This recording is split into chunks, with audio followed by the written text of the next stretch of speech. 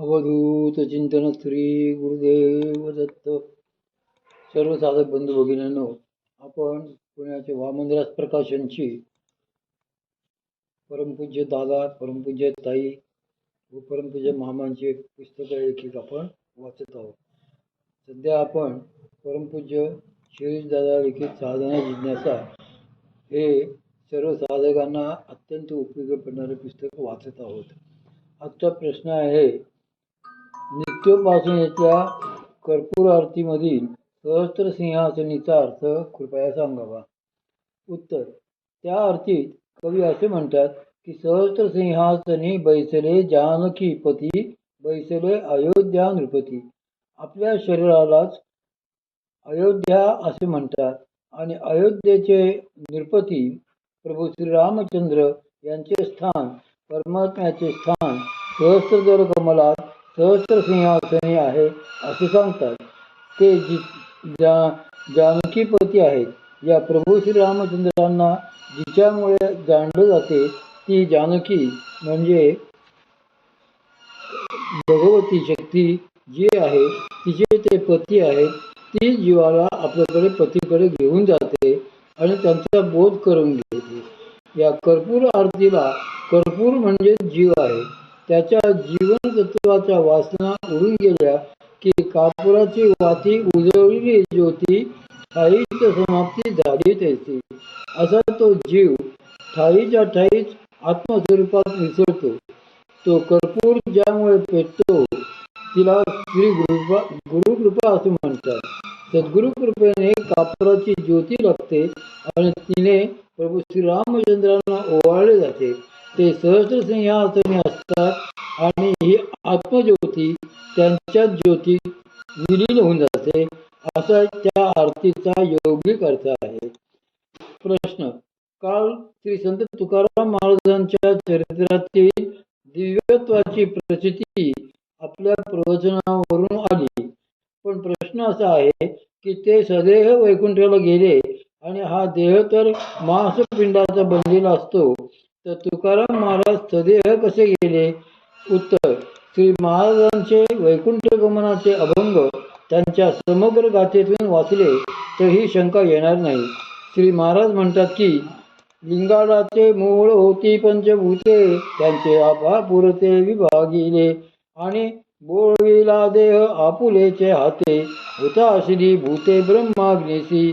तसेच पांघरलो बहु काळे गोंगळे जळे साठवले.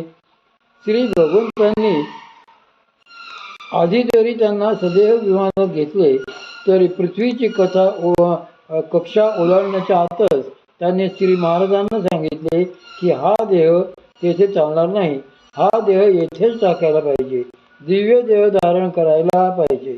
मग त्यांनी श्री महाराजांच्या पांचभौतिक देहातील पंचभूते वेगळी करून पंचमहाभूतात ती मिसळून टाकली, त्यांना दिव्य देह दिला आणि मगच वैकुंठात नेले, असे स्पष्ट वर्णन त्यात आहे. प्रश्न: गुरुसहस्त्रीमध्ये चित्तचित्तीचे निजस्थिती असेच आलेले आहे, त्याचा अर्थ काय? उत्तर: चित्त चित्तीच्या स्वरूपाने म्हणजे भगवतीच्या चैतन्याच्या रूपाचे झाले. चित्ताचे चैतन्य झाले की जी स्थिती आतून सहजच येते ती. प्रश्न: सांगावे कवना ठावा जावे या काव्यात कवीने शोक का केला आहे? उत्तर: श्री क्षेत्र नृसिंहवाडीला आद्यपूजेचा मान असलेले परमपूज्य श्री नारायण स्वामी महाराज हे संगमावर स्नान करीत असता दिव्य विमान येऊन त्यातून ते सदैव श्री दत्त लोकात गेले. हे प्रत्यक्ष ज्यांनी बघितले ते परमपूज्य श्री गोपाळ स्वामी महाराज त्यांचे लाडके पट्ट शिष्य होते. त्यांचीच ही एक रचना आहे. हे केवळ काव्य नसून ही महान भगवत भक्त श्री गोपाळ स्वामी महाराजांची एक उत्स्फूर्त मंत्ररूप कृती आहे.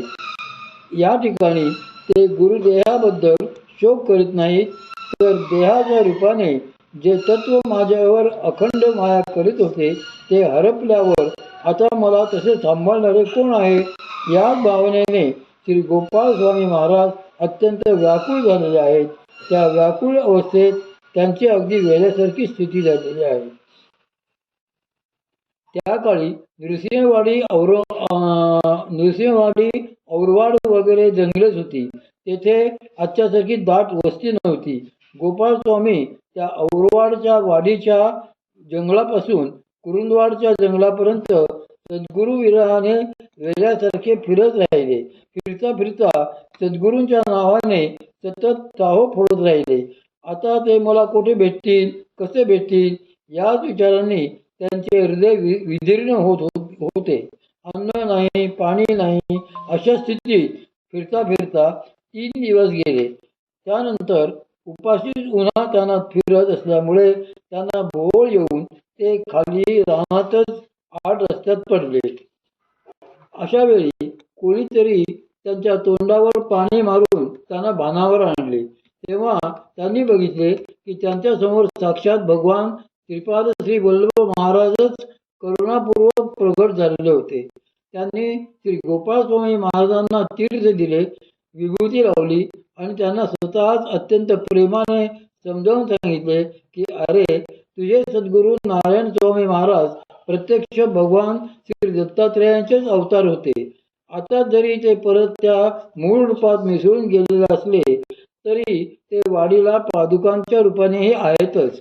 त्यांचा अंतरंग वियोग कधीतरी होणे शक्य आहे का? अशा प्रकारे त्यांनी गोपालस्वामी महाराजांची समजूत काढली. या प्रसंगातला त्यांच्या सद्गुरू विरह व्यथेचा जो भाग आहे तो या रचनेत अतिशय करुणापूर्ण असा आलेला आहे. सांगावे कवना ठाया जावे, कवना ते स्मरावे, कैसे काय करावे, कवन्या परिमिरावे, कवन येऊन कुरुंदवाडी स्वामी ते मिळवावे.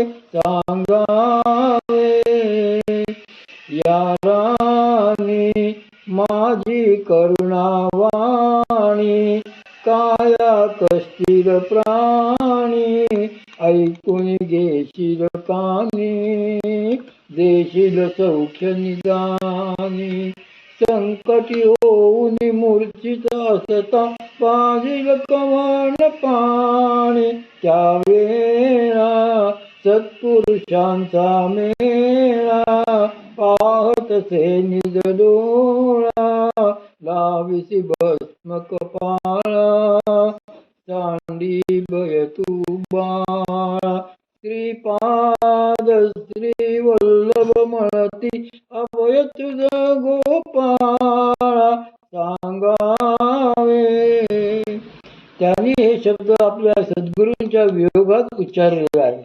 ते त्या दुःखाच्या भरात देहाला ग्लानी येऊन मूर्छित झाले असता त्यांच्या समोर ज्यावेळी भगवान श्रीपाद श्री वल्लभ महाराज साक्षात प्रकट झाले त्यावेळी महाराजांच्या मागे अनेक सिद्ध शिष्यही होते. त्यांना उद्देशूनच त्यांनी सत्पुरुषांचा मेळा असे यात म्हटलेले आहे. या देवांनी स्वतः श्री गोपाळस्वामी महाराजांची समजूत घातलेली आहे. म्हणूनच आपल्या संप्रदायात ही रचना विनविणीचे पद म्हणून गाण्याची प्रथा आहे. प्रश्न. दत्त दत्त ऐसे लागले ध्यान, हरपले मन झाले उन्मन, मी तूपणाची झाली बोलवण, एका जनार्दनी श्री दत्त ध्यान. यामध्ये बोलवण होते याचा अर्थ काय? उत्तर. यात मी तूपणातले मी तू हरपून श्री दत्त ध्यानात माझे मन उन्मत्त झाले असे श्रीनाथ महाराज म्हणतात. हा मी तूपणाचा भाग नुसत्या अहंकारामुळे स्फुरत असला तरी त्याला मनाची साथ असतेच. पण जर त्या मनाचाच लय झालेला असेल, मनच उन्मन झाले असेल, मनाचे चित्त आणि त्या चित्ताचे चैतन्य झालेले असेल तर मीतूपणाची बोलवण होते. आता बोलवण म्हणजे काय? आपण गणपती बोलवला असे म्हणतो. याचा अर्थ गणपतीचे विसर्जन केले. तसे मी तू पण येथे शक्तीत विसर्जित होते. ते शक्ती स्वरूप म्हणजे साक्षात भगवान सद्गुरू श्री दत्तात्रेय आहेत. त्या स्वरूपातच मी तू या जाणीवांची सहज बोलवण होते. प्रश्न. ज्या ज्या ठिकाणी मन जाय माझे त्या त्या ठिकाणी निजरूप तुझे. यातले निजरूप म्हणजे काय? उत्तर. येथे रूप असे त्यांनी म्हटलेले नाही, तर मुद्दाम निजरूप असे म्हटलेले आहे. आणि तुझे म्हणणे म्हणजे श्री भगवंतांचे, श्री सद्गुरूंचे पुढच्या 2 ओळीत त्यांनी म्हटले आहे की मी ठेवितो मस्तक ज्या ठिकाणी तेथे तुझे सद्गुरू पाय दोन्ही. म्हणजे त्यांनी येथे सद्गुरूंचे स्थूल रूप आणि निज रूप यांच्यातला सूक्ष्म फरक दाखविला आहे. तो कसा हे सांगू शकाल? प्रश्न. कळत नाही. उत्तर. निजरूप म्हणजे त्यांचे स्वतःचे रूप. या म्हणण्याचे कारण असे आहे की त्यांचे निजरूपाव्यतिरिक्त आणखी एक स्थूल रूप असते. ते स्थूल रूप म्हणजे आपल्या भावनेने जसे त्यांचे दिसते तेच रूप. योग वसिष्ठामध्ये हा भाग त्यांनी फार सुंदरतेने स्पष्ट केलेला आहे. जे महात्मे भगवत स्वरूपामध्ये तदाकार झालेले असतात त्यांना वेगळा देह उरलेलाच नसतो.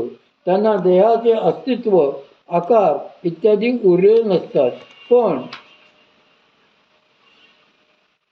पण असे जरी असले तरी साधकांना म्हणा किंवा समोरच्या माणसांना म्हणा, शरीरातले ते प्रत्यक्ष दिसतात. याचे कारण त्या माणसांचे पूर्वसंस्कार हेच असते. म्हणून आपल्याला त्यांचे जे बाह्यरूप दिसते ते त्यांचे खरे रूप नसते, तर ते त्यापेक्षा वेगळेच असते. म्हणूनच त्याला निजरूप असे म्हटले आहे. त्यांचे निजरूप म्हणजेच त्यांचे शक्तिरूप. असे त्यांचे जे शक्तिमय रूप आहे त्या रूपाची जाणीव ठेवूनच आपण म्हणतो की मी ठेवितो मस्तक ज्या ठिकाणी तेथे तुझे सद्गुरू पाय दोन्ही. त्यांचे चरण हे शक्तिरूपच असतात. आपल्याकडे शक्तीची पूजा म्हणजे श्रीचरणांची पूजा असते. त्यांचे दोन्ही चरण शक्तीचीच रूपे आहेत. त्यामुळे एक चरण शुभ्र तर दुसरा आरक्त गुलाबी अशा रूपाने शिवशक्तींचे युगल स्वरूप अनुभवायला मिळते. हे दोन्ही चरण एकमेकात मिसळले की तेच निळे होतात आणि परमात्मा तत्वाचा परिचय होतो. ते चरण परत जेव्हा शिवशक्त्यात्मक होतात तेव्हा एका शुभ्र आणि एक आरक्त गुलाबी असेच पुन्हा होतात. ते जेव्हा परत भगवत स्वरूप होतात तेव्हा पुन्हा निळे होतात. असा त्या ठिकाणी जो अनुभव येतो त्यालाच निजरूप पाहणे असे म्हणतात. साधकाला पूर्णत्व प्राप्त